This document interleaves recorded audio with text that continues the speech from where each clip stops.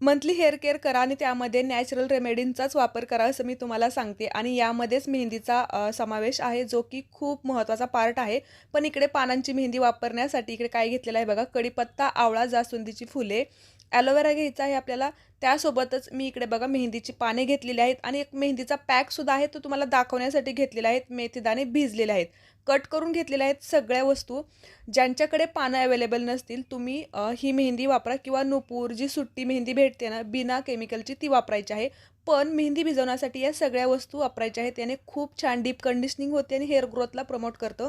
खूप dark colour येत नाही, पण जो कलर येतो तो नॅचरली आहे आणि त्याने केस आपले हेल्दी दिसतात. तर बघा सगळ्या वस्तू छान मिक्स वाटलेल्या आहेत आणि कढईमध्ये ठेवलेल्या आहेत.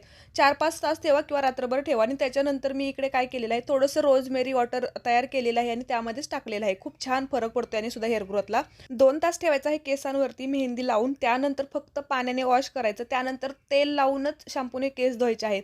कमीत कमी 3-4 महिन्यातून एकदा तरी ही नॅचरल मेहंदी लावा.